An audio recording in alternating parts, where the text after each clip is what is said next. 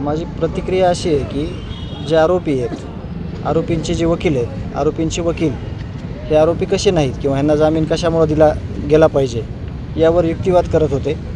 त्यावर हे आरोपी कसे आहेत आणि यांनी कसा गंभीर गुन्हा केलेला आहे यावर त्याला जोरदार प्रत्युत्तर हे निकम साहेबांनी दिलेलं आहे, जे सरकारी वकील आहेत।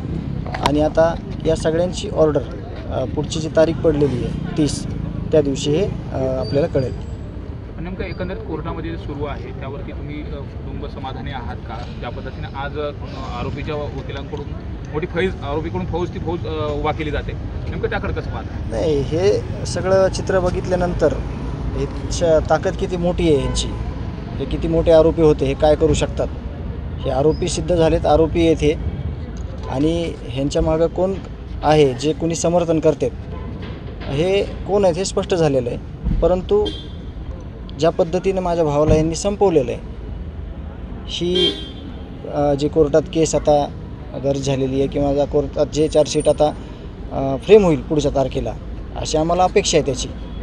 ह्याच्यातून कोणीही सुटणार नाही, याला नियती कुणालाही सुटू देणार नाही।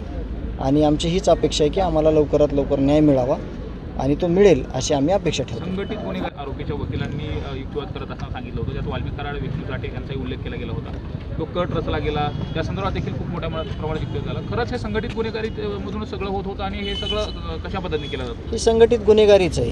ह्याचं तुम्हाला एक ऑफिशियली उत्तर देतो की आत्तासुद्धा मी प्रामुख्यानं म्हणतो की जे पदाधिकारी आहेत पक्षाचे, ज्या पक्षाच्या कार्यालयात ह्या सगळ्या मिटिंगा व्हायच्या, आता देखील पक्षाचे कार्यालयातले काही लोक ज्यांच्याकडे पद आहेत तालुक्याचे, लाडकी बहीण योजनेचं पद आहे, जे जवळीक आहे ह्यांच्यासोबत, हे सगळे लोक ह्या कोर्टाच्या एरियामध्ये किंवा कोर्टात प्रामुख्याने येतात। म्हणजे हे किती मोठं जाळं आहे आणि हे जाळं कोण तोडू शकतं आहे आणि कोणी तोडलं पाहिजे ह्याचं उत्तर वारंवार मी दिलेलं आहे की माझी विनंती आहे आपले जे आपल्या राज्याचे जे उपमुख्यमंत्री आहेत अजितदादाला आज हात जोडून विनंती आहे की आरोपींचं समर्थन करणाऱ्या लोकांना कमीत कमी पदावर ठेवू नका, त्यांना पदावरून पदमुक्त करा आणि ह्यांना आरोपीच्या टोळीमध्ये सामील होत्या। मग त्यांना जो कायदा आहे तो कायदा बघून घेईल त्यांना काय करायचं ते। पण आता सध्या तरी ह्या लोकांवर सगळ्या, कारण का वारंवार बघितलेलं आहे आपण, ह्यांनी बॅनर लावलेले आहेत, ह्यांनी गाड्या इथं आणलेल्या आहेत आणि आपण वेळोवेळी हे सगळं सांगतोय, परंतु ह्याच्यावर गांभीर्यानं